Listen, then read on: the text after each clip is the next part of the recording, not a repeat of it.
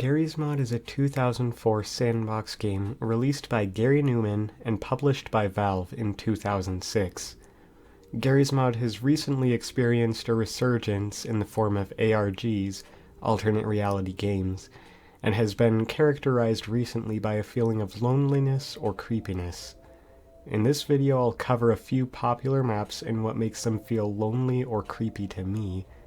Keep that in mind as you watch. These are my thoughts and opinions on the subject and aren't absolute facts. Although this topic has been covered time and time again, the concept intrigues me and I'd love to add my own takes to it. GM Construct is the map that basically sums up Garry's Mod. It's usable for testing almost everything. It has water and a tall skybox, it has a light room that you can color, and a dark room. There's a room with a large mirror. But this map has been seen in a different light recently, whether it's through trolls memes such as the video titled Open GM Construct, or through ARGs. Many of these videos focus on the dark room, which is a large dark area that has seemingly no purpose on Construct, and possesses a very unnerving atmosphere. There's something that's very disturbing about the dark room to some players. Perhaps it's the fact that it's dark. Maybe it's that the only light source in the building it's in only dimly lights the entrance. Either way though, the dark room has become notorious for the air of creepiness that it gives off. This dark room isn't the only thing that's unnerving about GM Construct to me though. The map itself is surrounded by a small urban area that would suggest that people live in the area. Despite this, there's no evidence of any activity in GM Construct. We as the players can't see any evidence that anyone lives in this place, and we can't hear anything that would indicate that there's anyone in the area. Merely the sounds of birds, water, and the buildings. The echoes that ring out from any sound you make also give an air of loneliness. There's nothing that will hear those echoes. Nobody to listen.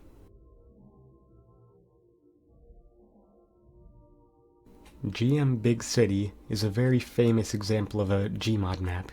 It's still on the front page of top-rated maps to this day, despite being made nearly 10 years ago.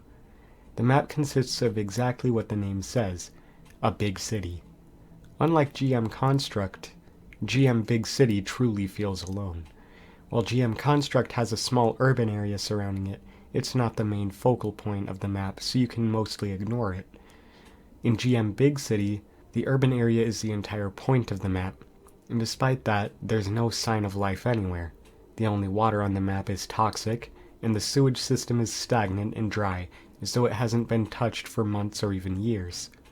The buildings themselves are mostly closed off to the player, and the streets and highways are empty. There are sounds of a city in the background, but nothing can be found making them. The only real signs of life are a couple of Easter eggs which I won't spoil in this video. The buildings that do have interiors are empty and the textures themselves on the entire map are bleak. All of this combines and creates an uneasy feeling when you aren't focused on something else. The age and popularity of this map brought me to my main hypothesis on why Garry's Mod is being seen as creepy and lonely in recent times. The people who used to play Gmod and might now be returning out of nostalgia have aged.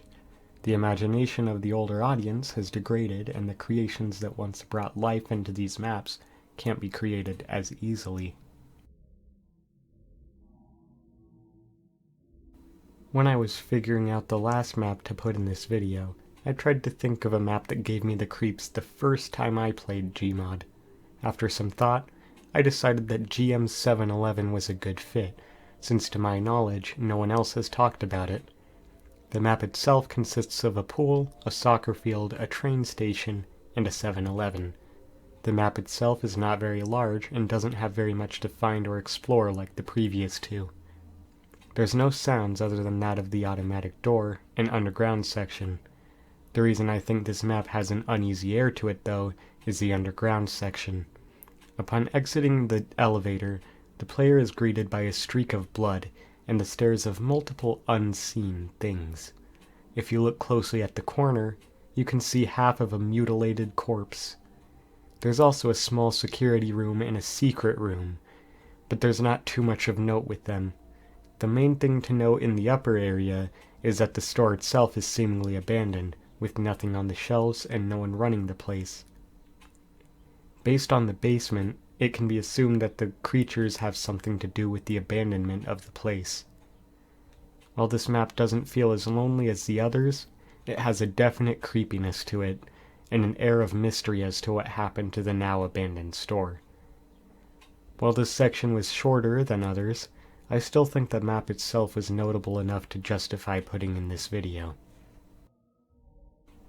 This was a short video, probably too short given what was covered here. Honestly, the video doesn't even bring much new to the table in regards to the concept.